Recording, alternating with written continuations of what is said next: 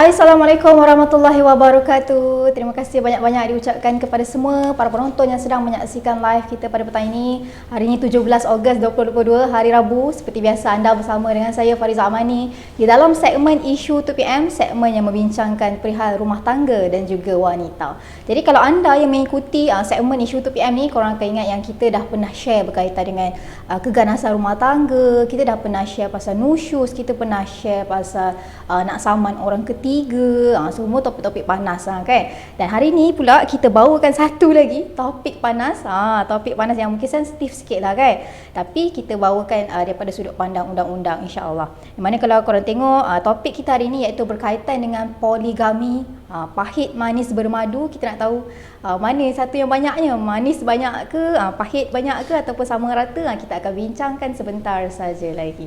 Okey. Jadi bila kita sentuh berkaitan dengan isu poligami kan, sebenarnya benda ni bukanlah satu perkara yang mudah. Bila kita cakap poligami, nama pun bila poligami, tanggungjawab dah banyak, dah bertambah, mestilah orang kata apa, tanggungjawab itu semakin berat kan, bukan perkara yang mudah.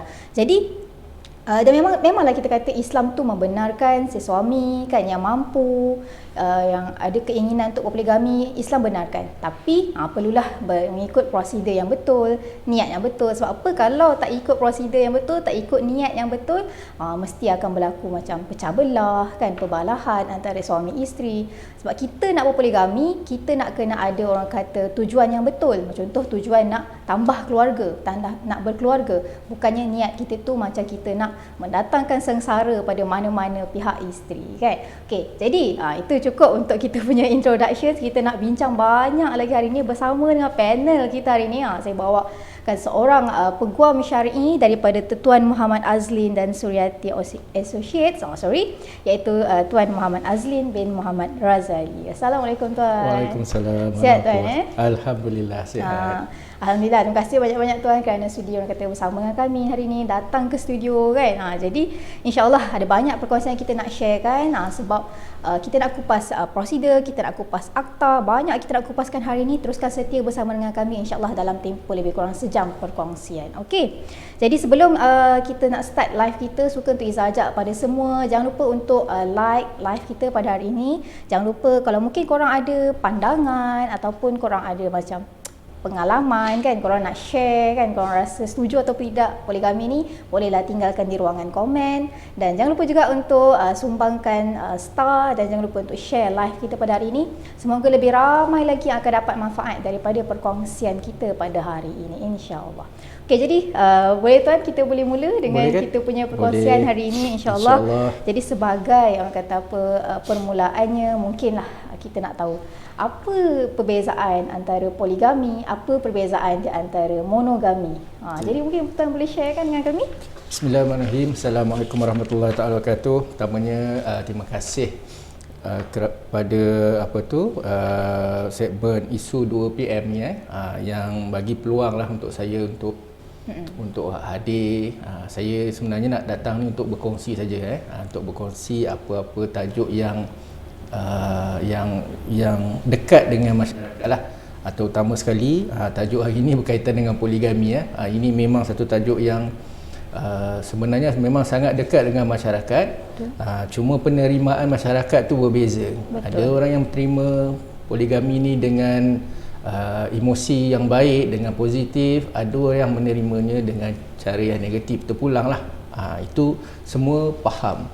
So berbalik pada soalan, kalau kita cakap poligami ni bermaksud mereka yang ada isteri lebih daripada satu. Kalau monogami ni dia satulah. Satu-satunya sepanjang hayat dia ada seorang isteri saja. Kalau poligami ni dia boleh jadi 2, boleh jadi 3, boleh jadi 4. 4 tu maksimal lah. Islam pun bagi 4 je. Jangan ada 5. Sebab ada juga yang kita jumpa lebih daripada ada tu. Juga yang tuan, ada juga yang kita lebih yang jumpa. Yang kahwin tak daftar ni memang banyak lah. Cuma dari segi poligami, dia berbilang. Kita panggil dia pasangan berbilang dalam satu masa.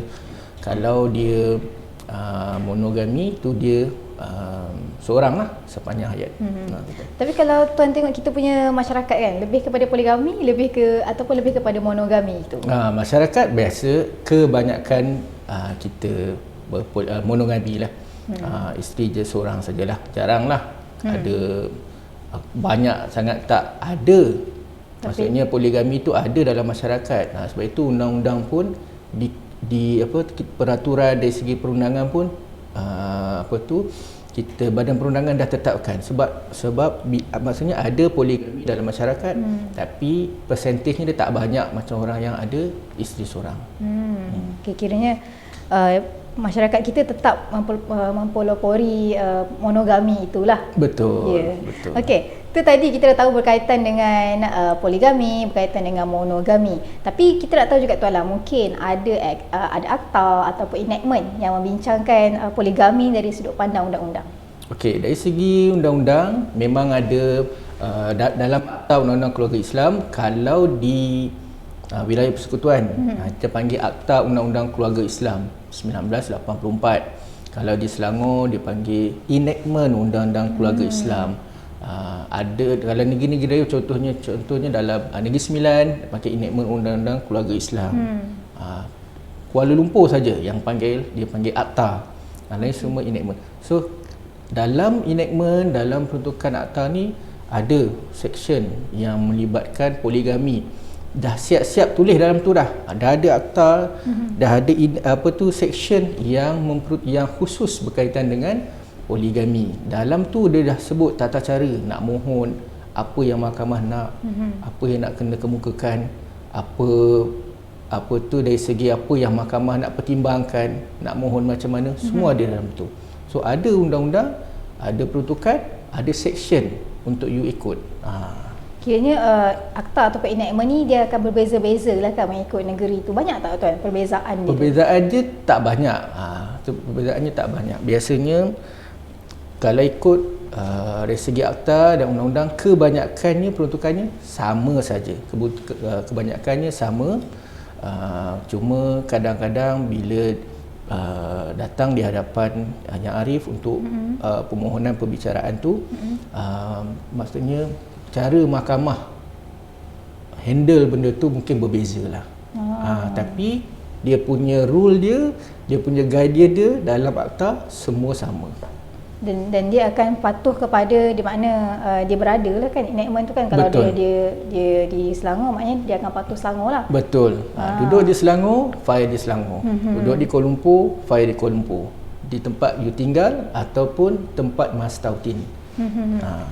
Tapi kan tuan, saya ada baca, mungkin betul lah kot kan, yang mana suami yang nak berpoligami ni tak perlu pun minta kebenaran isteri. Jadi macam mana tuan? Memang betul ke macam mana? Betul. Apa yang you baca tu betul.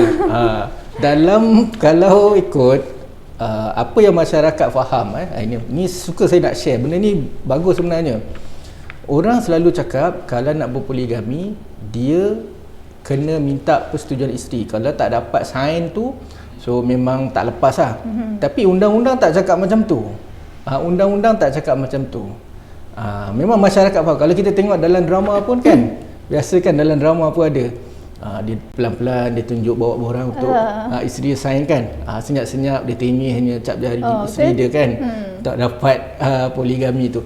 Tapi dalam undang-undang tak sebut macam tu. Undang-undang sebut kena dengan kebenaran mahkamah. Beza you kahwin biasa, perkahwinan biasa, kita terus pergi pejabat agama, kita hantar borang kat situ, isi borang apa semua.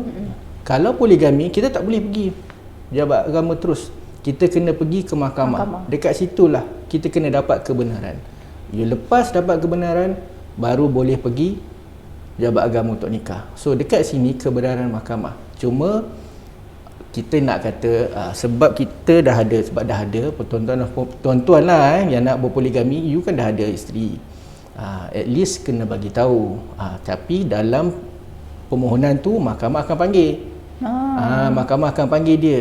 Bukanlah dengan kebenaran. Kalau si suami yang buat permohonan ni, dia ada kekuatan dari segi kemampuan dia. Dia ada kekuatan dari segi tanggungan dia, kesihatan dia boleh nak bahagi sama rata, giliran bermalam ke apa semua tu. So kalau mahkamah tengok dia ada kemampuan, so mahkamah boleh bagi. Itu sebab itu kita tengok kadang-kadang kes isteri tak datang pun, tapi permohonan tu mahkamah nilai dan pertimbangkan, kadang-kadang kalau ikut kepada kemampuan dia, level dia okey, mahkamah masih boleh benarkan. Dia bukanlah 100%. Kalau isteri tak sign, tak lepas. Bukan begitu. Dia kebenaran mahkamah. Tapi tak ada apa-apa dokumen yang isteri perlu sign yang kata dia dah tahu. Maksudnya suami dia nak berpoligami. Okey. Borang untuk dia sign tak ada. Cuma yang permohonan, bila kita buat permohonan dekat mahkamah, yang kita mohon tu, borang tu, contohnya macam inilah, kita dah isi, inilah borang dah permohonan tu. Mahkamah dah terima dah. Yang ni kena bagi satu salinan dekat dia. Bagi dekat isteri, nanti isteri kena baca, ambil baca, dan hadir dalam tu ada tarikh hadir untuk mahkamah siasat. So dia kena hadir lah. Yang ni yang kena serah. Macam tu. Tapi kira kalau yang masa dia nak hadir tu, dia hadir ke mahkamah tu, kira itulah yang mana mahkamah akan dapatkan kenyataan isteri yang suaminya mampu ke tidak. Kenyataan isteri tu yang akan menentukan sama ada dia layak untuk berpoligami. Betul. Itu bila isteri hadir, kadang-kadang dekat situ dia goyang sikit lah. Suami ni goyang sikit lah. kita takut tak lepas tu kan? Takut tak lepas. Sebab sebab memang ada ruang untuk mahkamah panggil. Mahkamah akan panggil isteri sedia ada. Kalau isteri sedia ada datang, mahkamah akan tanya dengan dia persetujuan dia, setuju ke tak setuju. Kalau dia jawab setuju, mahkamah akan tanya, setuju? Bila setuju, akan ada pembahagian dari segi giliran bermalam, pembahagian dari segi nafkah, harta-harta yang you dah dapat dengan isteri pertama. Ni orang baru nak masuk ni. Betul. Nanti harta-harta yang sedia ada macam mana? So kalau you tak setuju, jeng. Dia akan ada isu sikit. Mahkamah akan tanya, pasal apa you tak setuju? Dekat situlah yang jadi isu. Tetapi kalau you tak datang, isteri kadang-kadang dia tak nak datang. Yang banyak kita jumpa, bila dia tak nak datang, so mahkamah, you tak membantu mahkamah untuk dapatkan the real situation, maklumat sebenar. Sebab mahkamah nak tahu dari segi rekod kahwinan sedia ada macam mana, on tak on, okey tak okey. Kalau isteri kata okey, suami saya ni okey. Kalau isteri kata macam mana saya nak setuju yang Arif? Hutang berlambak, makan minum saya yang sara, dia duduk rumah aja, tak kerja, panas baran, contohlah. Ini memang dia buka habis ni. Kalau dalam mahkamah dia cerita buka habis. So dekat situ mahkamah punya pertimbangan tu dia dah kurang sikit. Macam mana mahkamah nak bagi? Itulah orang kata apa, sepatutnya berlaku. Hadir. Maksudnya isteri kena hadir.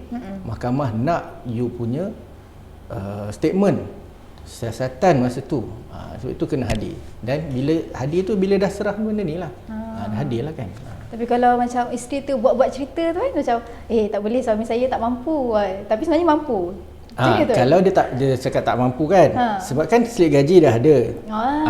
Yang lelaki nak mohon, dia kena bagi dokumen yang menyokong kemampuan dia. Mungkin pendapatan sampingan dia, dia bawa lah. Tapi isteri yang ada, dia akan tanya juga, betul ke suami awak ada pendapatan macam ni? Betul ke ada pendapatan sambilan macam ni? Kat situlah. So dia ada timbal balik lah kat situ. Dia nak menipu pun tak boleh sangat lah tuan. Tak dia boleh. memang datang dengan proof siap lah ni. Kita ada siasatan. Ya kan, dia cakap je tu kan. Rupanya kena bawa semua kan. Mungkin ada kat luar sana dah terfikir dah cara tu. Kalau kat luar sana tu nak bawa, maksudnya dokumen-dokumen nak kena standby. Dokumen-dokumen nak kena ada. Okey, tu tadi lah berkaitan sedikit lah berkaitan dengan keizinan isteri kan. Tapi kita nak tahu juga lah tuan, kalau macam suami yang nak berpoligami ni, apa yang prosedur yang dia kena buat? Macam tadi tuan kata kena pergi mahkamah kan. Lepas tu step-step seterusnya tu macam mana? Okey. Kalau dalam permohonan poligami, you kena ingat dia kena pergi mahkamah tinggi syariah. Mana negeri. Sebab itu bidang kuasa dia bukan mahkamah rendah, dia mahkamah tinggi. So you tak boleh pergi pejabat agama terus macam dulu kahwin, pergi pejabat agama, saya nak kahwin. Tak boleh.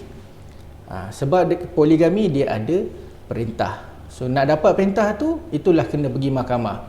Dapatkan borang dekat mahkamah. Kalau ada dua cara you nak mohon. Ini saya cerita habis ni. You yang tengok ni rugilah kalau tak cantik lah, tak ambil lah. Kalau tak ambil. Pertama, you boleh buat permohonan sendiri. Cara buat permohonan sendiri, you kena pergi mahkamah. Ambil borang. Borang ada dekat mahkamah. Atau macam di Selangor, ada borang dalam laman web. You boleh dapatkan borang tersebut. Dalam borang tu dia dah ada, dia macam fill in the blank je, isi tempat kosong.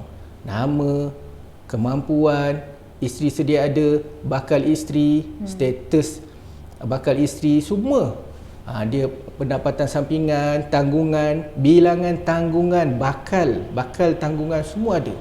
Itu kalau you nak buat sendiri. Sekarang you bawa dokumen-dokumen menyata gaji, tanggungan sedia ada. Kalau you ada harta, contoh harta-harta yang diperolehi dalam tempoh kahwin dengan isteri pertama, itu semua nak kena bawa. Yang cara yang kedua adalah you buat melalui dengan lantikan peguam. Ini mudah sikit lah. So peguam lah yang uruskan semua. You bagi dokumen kat peguam, so peguam yang isi borang apa semua, peguam yang buat semua. So ada dua cara you nak buat. Cara yang buat sendiri ataupun melalui peguam. Tapi dokumen-dokumennya semua sama. Tapi kalau macam Tuan cakap dia ada macam sedikit maklumat mengenai macam apa isteri yang nak kahwin seterusnya tu kan, macam isteri kedua ke isteri ketiga ke, mahkamah akan macam siasat tak macam latar belakang isteri tu sebelum dia nak kahwin, dibenarkan untuk kahwin dengan orang ni ke, dia akan siasat dulu tak? Betul, mahkamah akan siasat. Itu sebabnya tujuannya kena hadir. Isteri sedia ada, mahkamah siasat rekod perkahwinan dia dengan isteri, dengan suami lah. Macam mana saya cakap tadi, okey tak okey. Kalau tak okey, dia akan sebutlah macam mana macam ni. Jadi itu isteri pertama. So bakal isteri ni mahkamah siasat juga. Bukan saja bakal isteri, bakal wali pun mahkamah siasat. Mahkamah panggil juga bakal isteri ni. Kok dia ada hubungan saudara ke dengan pemohon ni, status dia macam mana, kalau dia dah bercerai, cerai hidup ke cerai mati, ada surat cerai, bila cerai jangan takut dia dalam tempoh edah pula nak kahwin ni, kan, nak kena tengok dia punya tempoh edah. Lepas tu mahkamah kena bagi tahu dengan dia, bila you berkahwin you jadi nombor berapa, mahkamah nak kena tahu. Dia kena cakap saya mungkin saya nombor 2 lah, ataupun dah ada 2 saya mungkin jadi nombor 3. So bila ada 2 atau 3, ada benda nak kena kongsi, giliran bermalam. So mahkamah akan tanya, giliran bermalam suami dah sebut dalam borang ni borang ni tadi kan, dia dah sebut giliran bermalam dia nak arrange macam mana. Kalau 2 mungkin 2 malam Wallahualam lah, 4, 3 ke, dia nak arrange macam tu. Jadi bakal isteri mahkamah akan tanya, setuju tak macam tu? Nafkah pun mahkamah akan tanya. So benda-benda ni dibuat secara telus. Orang ni pun mahkamah tanya, isteri pun mahkamah tanya, bakal isteri pun tanya, bakal wali pun mahkamah tanya. Jadi sebenarnya akan setiap orang kata keterangan daripada setiap pihak-pihak yang terlibat ni akan diambil oleh mahkamah lah. Betul. Jadi sebab itulah orang kata apa, perlukan mahkamah yang memutuskan, kan? Betul. Ya. Tapi kan Tuan, kita tak tahu tadi Tuan ada sentuh macam hak-hak kan, macam hak memalam dan sebagainya. Mungkin Tuan boleh perjelaskan lagi apa hak-hak lain yang ada?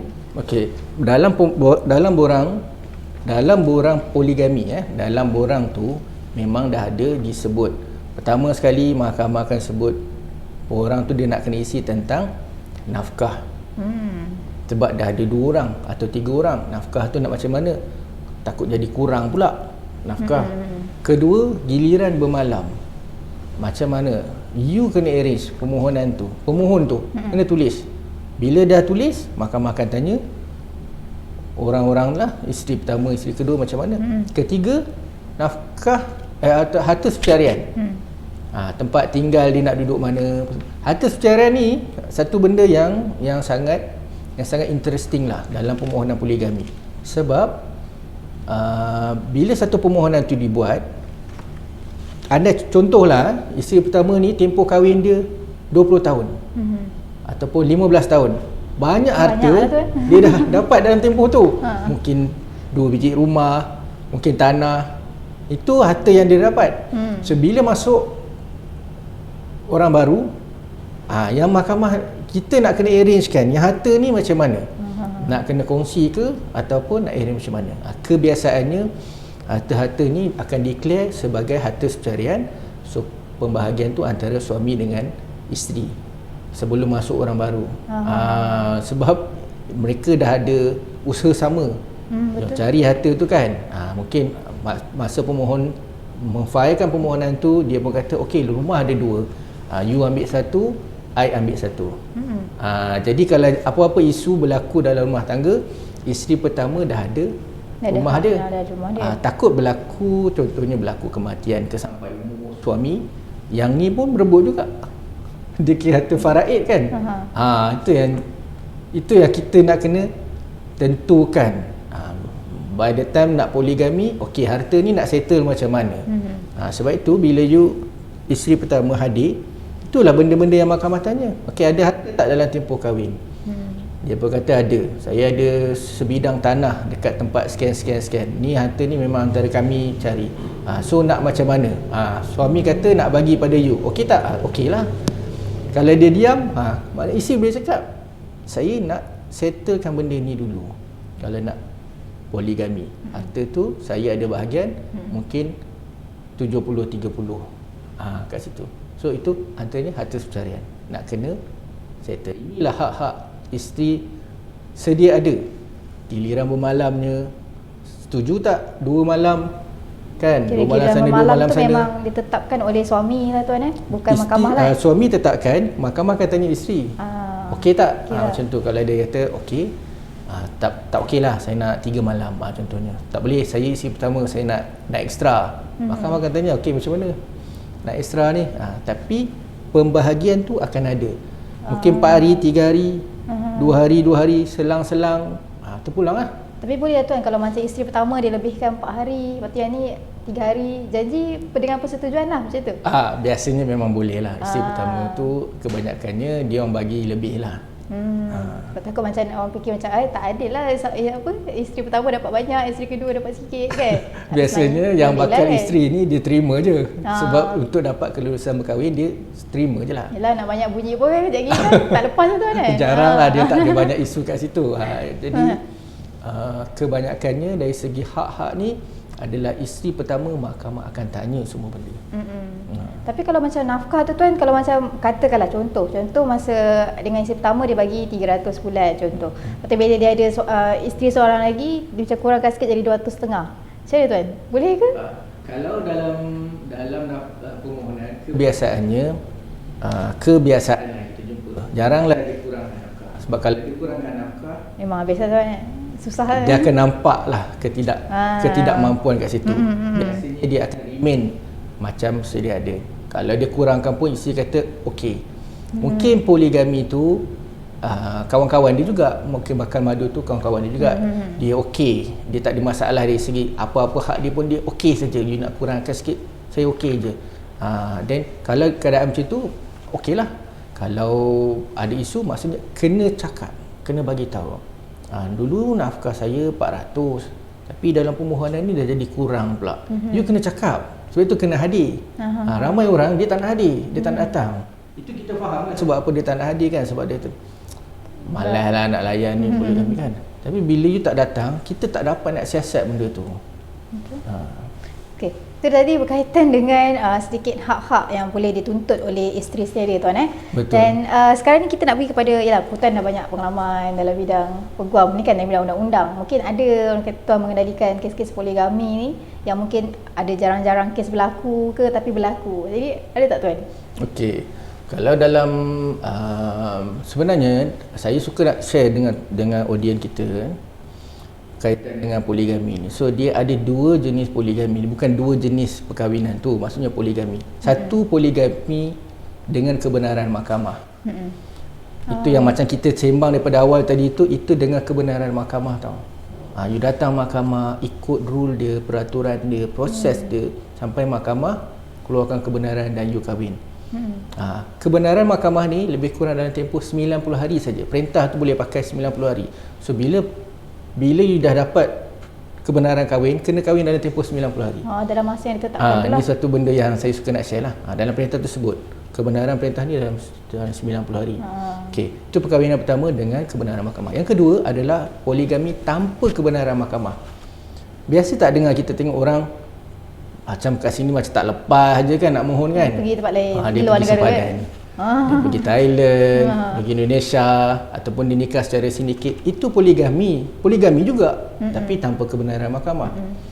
So kebanyakan lah yang datang pada kita pun banyak yang grup ni lah yang poligami Yang tanpa kebenaran. Yang poligami dengan kebenaran ni ada, tapi saya tak tahu, wallahu alam, kita tak berani ke, mungkin chance tak tinggi ke kan, dia orang pun tak nak buat, dia orang pergi ke sana. Cuma ada satu ni kes yang lama lah, melibatkan warga negara luar. Warga negara pun boleh buat poligami dekat sini. Oh, boleh. Dia nak berkahwin dengan orang Malaysia, masa tu dia orang isteri yang ketiga. Dia orang Arab, isteri pertama orang Arab, isteri kedua orang Sudan, yang ketiga ni mu'allaf, orang Malaysia. So dalam permohonan tu mahkamah panggil semua isteri, dan semua isteri cakap dia setujulah. Dia tak ada isu apa-apa lah. So interestingnya dekat sini dalam kes tu, sebab dia warga negara berbeza-beza. Dia berbeza-beza warga negara. Kita nak semasa proses tu nak guna bahasa yang berbeza-beza cakap. Macam orang Malaysia ni dia cakap Melayu lah. Dia mu'alaf, dia Chinese. So dia cakap Melayu lah. Dia orang Afrika. So orang tu orang Arab. Suami pula orang Arab. Jadi proses tu mudah sikit lah dari segi prosesnya, sebab ada persetujuan dan isteri-isteri hadir.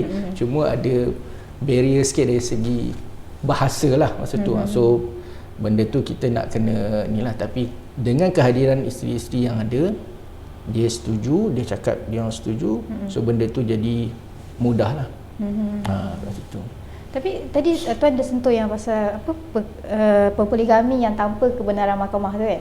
Contohlah kalau suami itu memilih jalan itu, dah nikah contoh dekat sempadan kan, lepas tu balik Malaysia tak daftar kan perkahwinan tersebut, pernikahan tersebut. Jadi status perhubungan tu macam mana? Okey.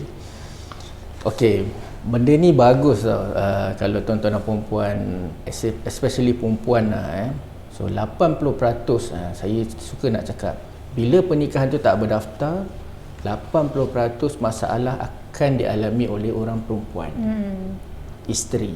So bila you tak daftar, so rekod pernikahan you tak ada. Bila rekod pernikahan tak ada, you tak boleh nak bercerai. Kalau ada isu dalam rumah tangga, tak boleh nak bercerai. Sebab apa? Bukan tak boleh nak bercerai. Nak bercerai macam mana? You kahwin pun tak. Rekod perkahwinan tak ada dalam Malaysia. You nak bercerai, kena balik pergi manalah, Thailand ke Indonesia yang ada rekod perkahwinan you. Kalau nak bercerai juga, you kena daftar dulu pernikahan. So itu one thing. Kalau ada isu perkahwinan nak bercerai, satu lah. Kalau berlaku kematian, you nak declare you sebagai isteri, so kita akan minta surat nikah lah. Surat nikah yang di luar daripada Malaysia tak diiktiraf selagi tak disahkan oleh mahkamah syariah. So kalau you bawa surat nikah mana-mana, you kena sahkan dulu di mahkamah syariah, ataupun you kahwin melalui kedutaan dekat sana lah. Itu yang proper punya. Kahwin dekat negara luar, kahwin dekat kedutaan Malaysia dekat sana. So itu yang betul lah. So you balik, you daftar je lah. So kita nak cakap pasal sindiket ni, berlaku kematian, macam mana you nak cakap, oh saya lah isteri dia? Tak boleh, sebab pernikahan you belum disahkan. Kita tak tahu, belum tentu you pernikahan tu sah. Kalau pernikahan tu tak sah, so you tak entitled sebab you bukan isteri. Ketiga, ini agak banyak sangat berlaku. Sangat-sangat banyak berlaku ada kelahiran anak. Ini yang sangat-sangat problem sekarang ini, anak. Bila JPN akan sekat benda-benda ni. You kena bawa surat nikah Malaysia baru you boleh daftar anak. Atau surat nikah yang dia diiktiraf dan disahkan oleh mahkamah dah keluarkan perintah pernikahan ni mereka sah, dan barulah you boleh daftar anak. Kalau you tak boleh daftar anak itu boleh daftar tapi binnya bin Abdullah, ataupun diletakkan sebagai anak tak sah taraf. Itu yang ramai orang menangis tu, sedih.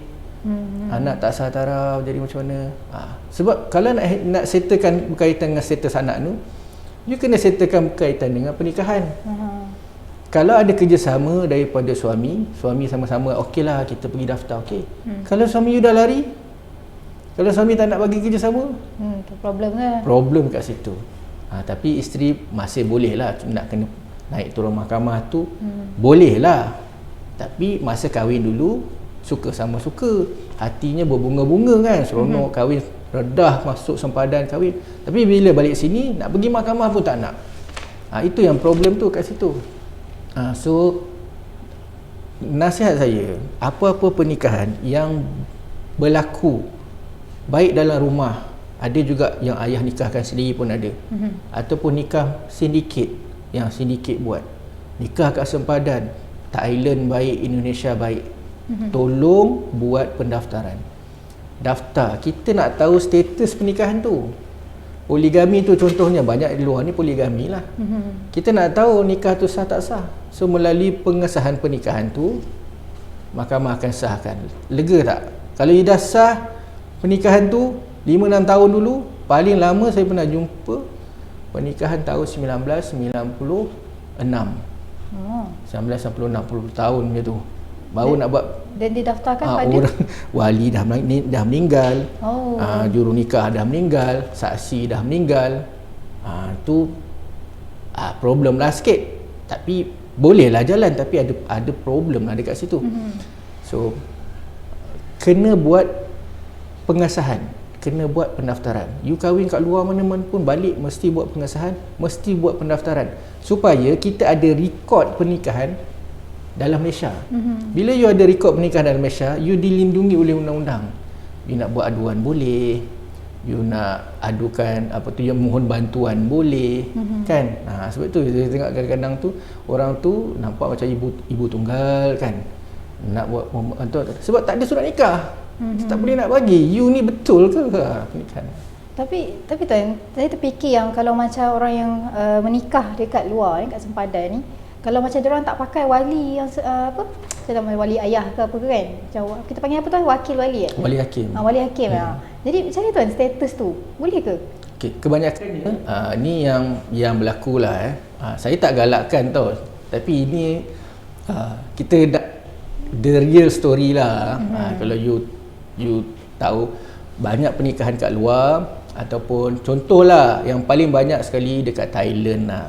Thailand ataupun Indonesia, ni yang negara-negara yang berada di sempadan kita lah. Mereka nikah di majlis agama dekat sana lah. So orang yang berada dalam majlis agama ni, mereka yang ada tauliah, mereka yang ada maksudnya lisen lah daripada negara mereka yang boleh menikahkan orang-orang.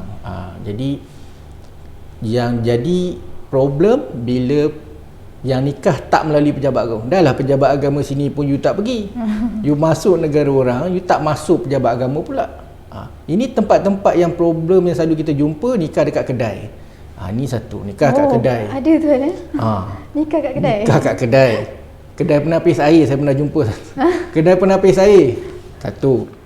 Kilang banyak yang orang masuk sana nikah kat kilang. Dekat Malaysia pun ada juga nikah dekat kilang. Nikah dekat rumah. Kat rumah pun banyak. Dekat rumah. Yang paling interesting sekali nikah dekat masjid. Tapi nikah sindiket. Nikah kat masjid. Orang masjid pun tak tahu nikah tu sindiket. Dia yang bawa sindiket tu, bawa juru nikah dia, bawa saksi-saksi dia, buat cara pernikahan. Nampak macam betul.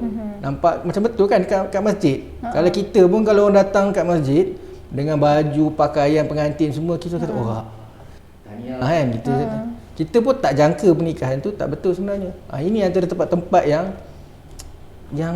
yang sebenarnya pernikahan tu banyak berlaku. Kedai, kilang, pejabat pun ada. Tapi kalau dah jadi macam ni tu macam mana dia nak daftar ke? Itulah. Bila nikah tu tak melalui secara betul. Tidak dengan juru nikah yang bertauliah. Nikah sindiket. So jawapan dia, you tahulah, kadang-kadang kebanyakannya pernikahan tu tak disahkan lah. Bila tak disahkan, kalau ada anak, macam mana? Anak akan terima kesan juga. Dia akan efek pada salah silah keluarga lah kan? Betul.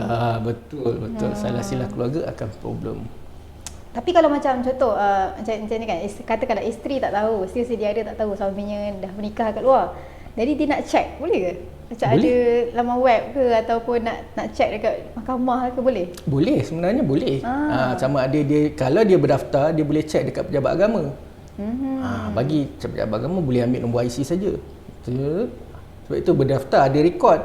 Tengok, okey, nama dia. Contoh nama dia kan. Bukan tak ada nama isteri lain. Okeylah, maknanya seorang lah. Ataupun dia boleh cek dekat mahkamah. Dekat dalam sistem apa tak silap saya, e-syariah ada juga. Maksudnya kalau kita tekan IC tu, kita boleh dapat sama ada kes-kes yang melibatkan orang ini dekat mahkamah. Itu cerita kalau you pergi daftar. You pergi daftar, kalau tak pergi daftar, tekan macam mana pun memang tak keluar. Takkan ada. Mana dalam rekod pernikahan you, isteri tu check memang nama dia saja. Yang Tapi sahnya isteri dia je lah. Sebab itu kadang-kadang kita tengok drama kan, biasa tengok kan, bila suami meninggal, ini memang kata memang skema lah scene ni. Suami dah meninggal dekat apa tu? Dekat baru datang dia dah tiba-tiba kan ada orang nangis kat situ, perempuan nangis kan. Itu kata you ni siapa kan? Saya sebenarnya isteri dia. Itu tak daftar tu. Jadi kita memang benda ni memang berlaku. Real story pun memang ada. Memang ada. Bukan dalam drama saja, memang ada. Cuma tak adalah dia efek macam dia nangis-nangis tu. Tapi memang ada. Bila isteri 2, bila suami dah mati, dah meninggal, rupanya ada 3. Rupanya ada 3 isteri. So Frasa nak berkongsi semua benda tu. Nak settlekan harta faraid tak boleh. Nak kena tunggu kawan ni settlekan pernikahan dia. Sebab dia mungkin itu problem kat situ. Tapi kalau macam memang dia tak daftar kan, tuan kan memang tak boleh nak tuntut lah hak nafkah ke ataupun faraid tu semua tak boleh. Betul, kena daftarkan pernikahan. Sebab kita tak boleh nak sahkan dia tu isteri atau tidak. Kalau isteri boleh tolong daftarkan? Boleh lah. Isteri boleh daftarkan. Sebab tu kita jumpa banyak isteri daftarkan. Isteri suami tak nak bagi kerjasama kan. You ada dokumen, you ada surat nikah, you ada pasport, contohnya kami kat luar kan. You ada pasport, ada cop pasport semua, ada surat daripada konsulat, ada gambar, ada video, bawa lah semua benda tu buat pendaftaran dekat mahkamah. Pemohon tu jadi isteri lah. Kalau sepatutnya pemohon tu suami. Boleh juga, boleh, tak ada masalah. Isteri boleh buat, suami boleh buat. Boleh. Okay. Tapi tadi tuan ada sentuh sikit macam yang orang kahwin dekat luar tanpa ada persetujuan mahkamah kan. Kita nak sentuh isu penyelewengan dalam poligami ni. Contoh macam adalah si suami yang cuba untuk memalsukan dokumen. Mungkin ada yang cuba untuk tukar alamat dalam kad pengenalan kan. Ada juga yang kata untuk kita ragu-ragu tengok tanda tangan juru nikah ni kan. Jadi sebenarnya isu ni kita panggil macam scam poligami ya tuan kan. Betul. Jadi macam ni, benda ni memang masih berleluasa ke? Jadi macam mana nak kekang benda ni? Okey, memang ada lah, memang ada. Kita tak nafikan benda tu memang ada. Banyak yang berlaku yang kita jumpa kahwin, contohlah kahwin dekat Malaysia, kahwin dekat Kuala Lumpur, tapi surat nikah Pulau Pinang. Ataupun nikah dekat Malaysia, surat nikah Thailand. Ini melibatkan surat nikah palsu. Ini memang surat nikah palsu. Ada juga yang buat alamat palsu, duduk tah mana-mana, duduk di Johor contohnya, declare, tukar IC apa semua, kata duduk di Perak, buat permohonan dekat Perak, ataupun bagi tahu kata alamat tak dapat jumpa alamat isteri contohnya. Itu pun ada juga yang berlaku. Cuma kebanyakannya yang berlaku ni pernikahan yang tanpa kebenaran lah. Dari segi dokumentasi itu memang palsu. Ada yang gambar palsu pun ada. Tangkap gambar kahwin kat tempat lain, tapi tangkap gambar kat tempat lain. Pun ada juga. Kita tengok gambar macam dekat taman-taman dekat Malaysia, tapi nikah dekat Thailand. Nak menunjukkan yang pernikahan tu langsung dekat Malaysia lah kononnya. Surat nikah dah Malaysia dah, gambar Malaysia, tapi nikah kat Thailand. Itu semua tu dalam proses siasatan. Bila you dah buat pengesahan dekat mahkamah, kita siasat. Belum lagi tarikh berbeza. Ada yang nikah anak dah lahir, sebab bila dia buat kira-kira, anak tu macam boleh jadi tak sah contohnya kan. Ada injak kan awal lagi kahwin daripada kelahiran anak. Pun berlaku juga. Bila kita siasat, bila bawa ke mahkamah, baru dah kita tahu. Sebenarnya dalam surat nikah tu bukan tarikh tu tuan. Tarikh kita orang dah setahun dah sebelum tu. Pula. Ini semua masa siasatan baru kita dapat. Kadang-kadang kita tepuk dahi kita, ya Allah, macam mana you all kahwin? Benda-benda yang sepatutnya masyarakat pandang serius. Benda ni kan, sebab dia melibatkan hubungan suami isteri, salah silah keluarga, anak. Tapi benda ni berlaku.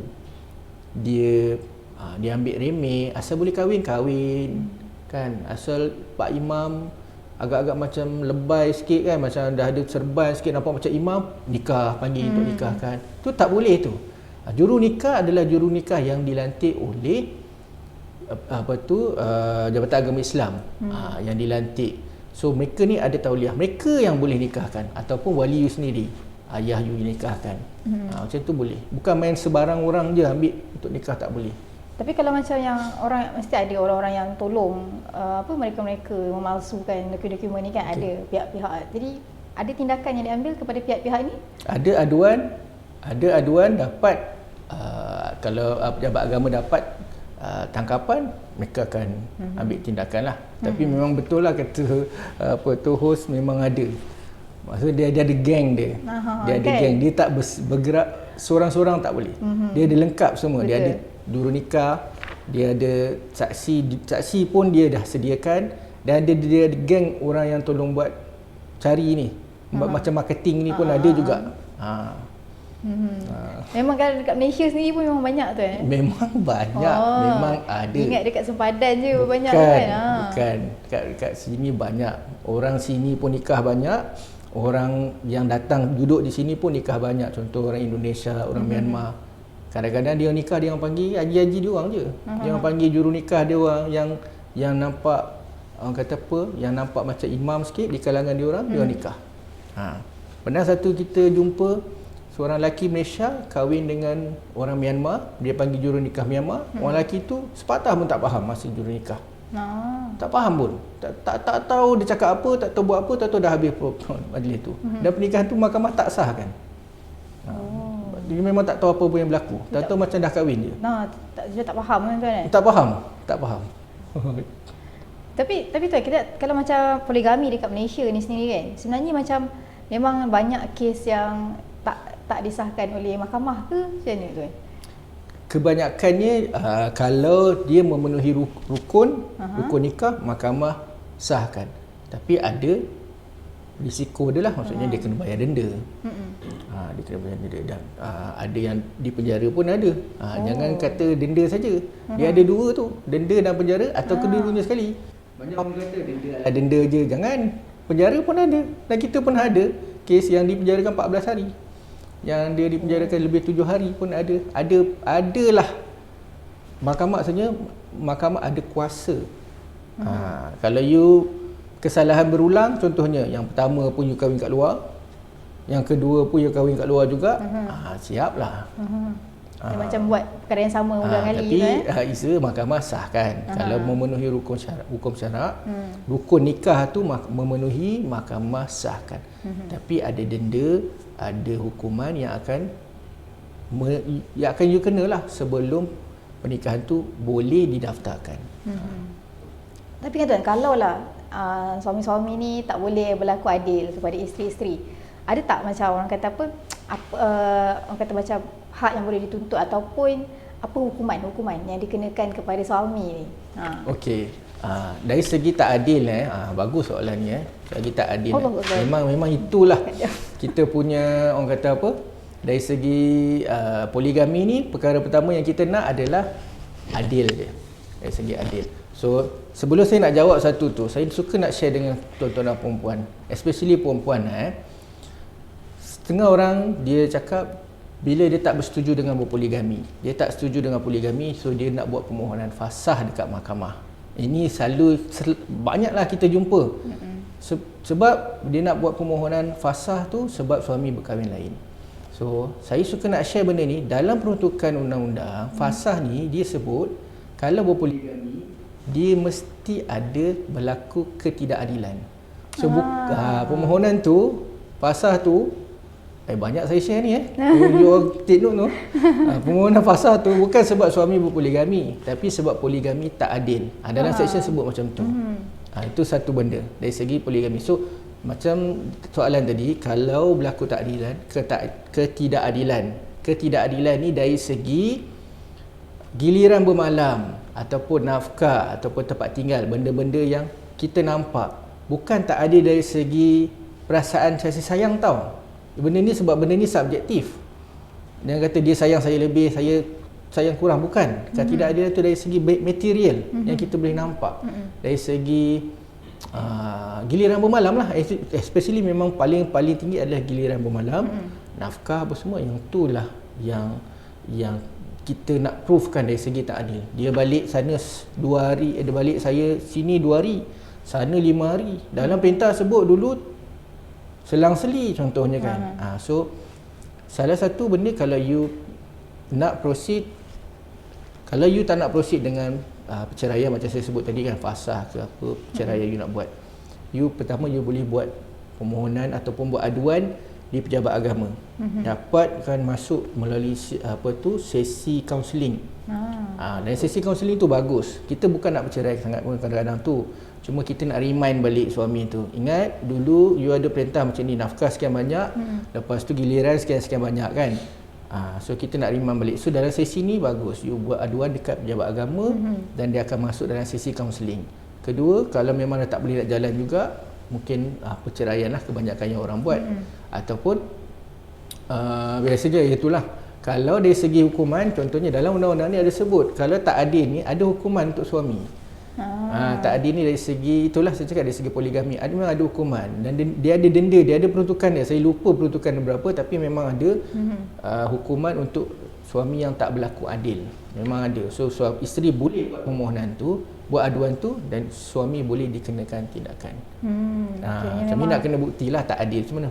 Macam mana you nak buktikan yang dia balik 2 hari je dia balik sana. So you all kena fikirlah macam mana nak buat. Kiranya memang akan ada hukuman yang akan dikenakan lah kepada mereka yang tak adil ni. Okey. Tapi kita tahu mungkin kes ni mungkin jarang-jarang sekali berlaku. Tapi ada. Kalau macam isteri yang suruh suami poligami, tapi suami tak nak. Jadi macam mana tu? Kalau kes macam ni?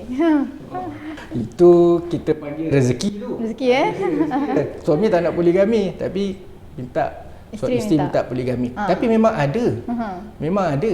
Memang ada yang jumpa dengan kita pun dia kata, memang isteri dia memang suruh. Ini kawan dia. Memang dia suruh. Tapi kita tak nak. Jadi kalau tak nak, tak boleh lah. Sebab yang pemohon poligami ni, yang buat permohonan tu suami saja yang boleh buat permohonan. Isteri tak boleh. You suka macam mana pun, you tak boleh buat permohonan. You boleh anjurkan saja, ataupun you cakap gila. Kalau dia tak nak, no. So dia masih, permohonan dan proses tu masih di pihak suami yang kena pergi.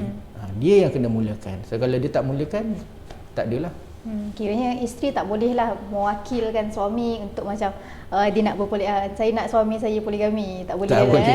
Tak boleh. Kok ada isteri-isteri kat luar sana yang kan kadang-kadang ada juga tuan kan yang dia rasa macam 1 dalam 1000 tu kalau ada tu. Itu macam bagus tu kan. Kadang-kadang dia orang macam nak kenankan isteri kawan baik dengan suami kan, yang orang kenal rapat-rapat. Jadi memang wujud sebenarnya kan tuan situasi macam tu. Memang ada. Okey, jadi sebenarnya banyak yang kita kongsikan pada hari ni. Sampai tak sedar rasanya dah dekat sejam dah kita kongsikan kan. Tuan pun banyak kongsikan kita pada hari ni. Jadi mungkinlah sedikit sebanyak sebelum kita habiskan live, kita ada sepatah dua pesanan nasihat kepada penonton kita. Okey, untuk penonton so those yang kita anggap berani lah, those yang dah nak plan ada buat permohonan, tolong permohonan tu you buat. Tolong kalau you nak kahwin, nak poligami ke, please tolong ikut proses mahkamah. Jangan you orang kata apa, pergi ke keluar ataupun you mengesampingkan undang-undang dan peruntukan yang ada, sebab risiko dia sangat besar sebenarnya. So kita nak you buat permohonan betul-betul dekat mahkamah, ikut saluran yang betul, ikut proses yang betul. Benda ni telus, so semua orang akan tahu kaitan dengan benda tu. So benda ni mungkin tak jadi masalah kemudian. Itu yang pertama untuk suami. Untuk isteri, kalau ada permohonan macam ni, contohnya permohonan poligami, make sure, saya sangat-sangat advise untuk you hadir ke mahkamah. Memang you datang tu dengan berat hati, tapi itulah prosesnya. Datang mahkamah nak tanya, mahkamah nak tahu pendirian you, mahkamah nak tahu macam mana situasi you sebagai isteri, rekod kahwinan you macam mana. Kalau you tak datang, kita tak boleh nak bantu you, kita tak dapat nak maklumat tu. So itu dua benda yang saya suka nak share dengan audience kita, those yang ikut kita punya sesi hari ni lah. Wallah.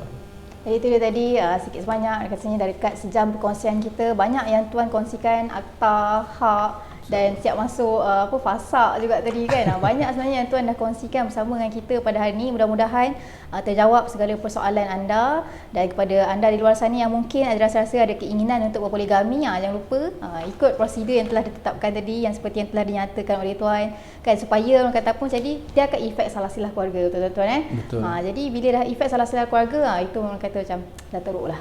Betul. Dan kepada suami di luar sana yang nak berpoligami, jangan lupa penuhi dulu ilmu di dada. Sedangkan kita ni yang nak berkahwin dengan isteri yang seorang pun kena ada ilmu. Apatah lagi yang nak kahwin dengan isteri kedua, isteri ketiga, kena ada ilmu, mantapkan ilmu di dada. Tepuklah dada rasanya mampu ataupun tidak. Jadi insya-Allah rasanya setakat itu je perkongsian kita pada hari ini. Okay, tuan, terima kasih banyak-banyak bersama dengan kami ke studio pada hari ini. Insya-Allah kita jumpa lagi di next perkongsian, di next live akan datang. Assalamualaikum.